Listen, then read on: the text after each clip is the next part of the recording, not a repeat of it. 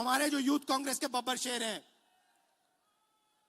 हमारे यूथ कांग्रेस के लोग, हमारे कार्यकर्ता बब्बर शेर, आप किसी से नहीं डरोगे, आप किसी से नहीं डरोगे। आप में कांग्रेस पार्टी का खून है, देशभक्ति का खून है। आप हरी क्रांति लाए, आपने देश को अनाज दिया, भोजन दिया, वही काम नरेंद्र मोदी ने खत्म किया है। आपने इंडस्ट्री बनाई, वही काम नरेंद्र मोदी ने खत्म किया। आप 21वीं सदी में आईटी रेवोल्यूशन लाए, डेटा देकर, वही काम नरेंद्र मोदी ने खत्म किया। आपको डरने की जरूरत नहीं है। अमेरिका के सुप्रीम कोर्ट ने कहा कि ट्रंप ने जो टैरिफ लगाए हैं दुनिया में, उनको हम रद्द करेंगे, और उन्होंने रद्द कर दिया। बाकी देशों ने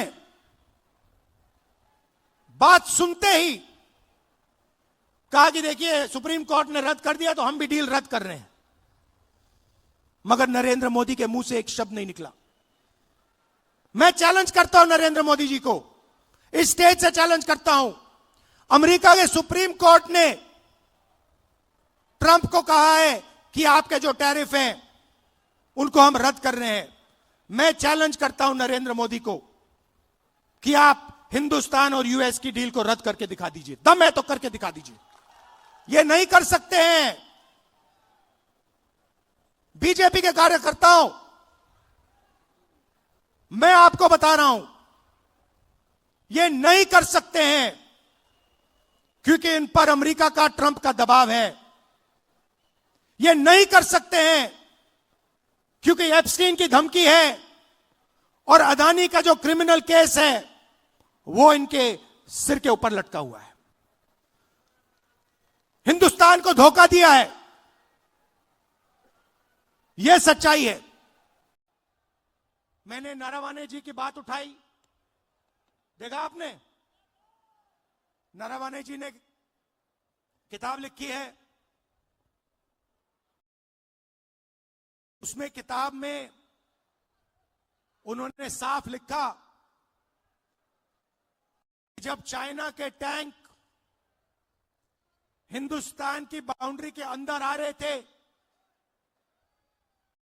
तो उन्होंने राजनाथ सिंह जी को फोन किया और उनसे पूछा मेरा ऑर्डर क्या है। राजनाथ सिंह जी ने जवाब नहीं दिया। उसके बाद अजीत डोभाल को फोन किया कि चाइना के टैंक हिंदुस्तान के अंदर आ रहे हैं, मुझे क्या करना चाहिए, ऑर्डर बताइए। कोई जवाब नहीं दिया। उसके बाद जयशंकर जी को फोन किया। हिंदुस्तान के आर्मी चीफ ने उनसे कहा कि देखिए चाइना की आर्मी, चाइना के टैंक अंदर आ रहे हैं, मुझे क्या करना है। कोई जवाब नहीं। उसके बाद 2 घंटे बाद फिर से नरवणे जी ने डिफेंस मिनिस्टर को कॉल किया।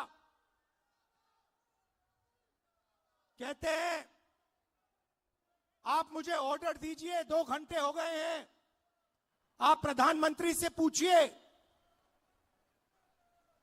मेरा ऑर्डर क्या है।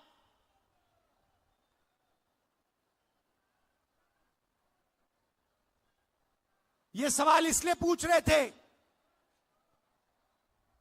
क्योंकि चाइनीज आर्मी पर फायर करने का निर्णय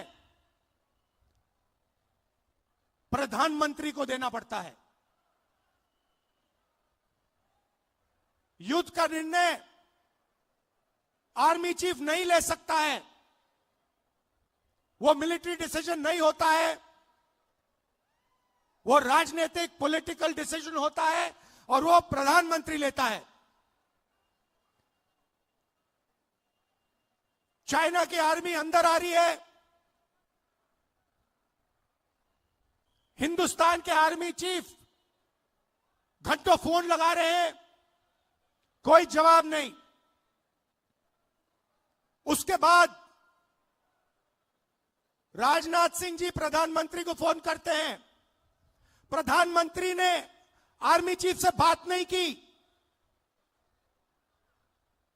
वो छुप गए अपने कमरे में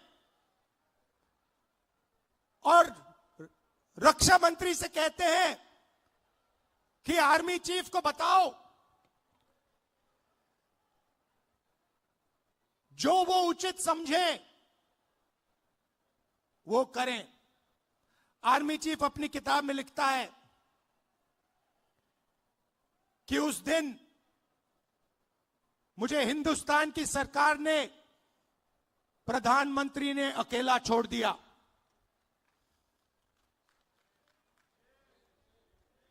बात समझिए, आर्मी चीफ को जब ऑर्डर देने का समय आया,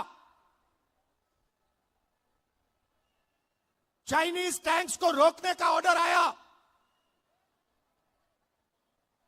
हमारे प्रधानमंत्री गायब हो गए।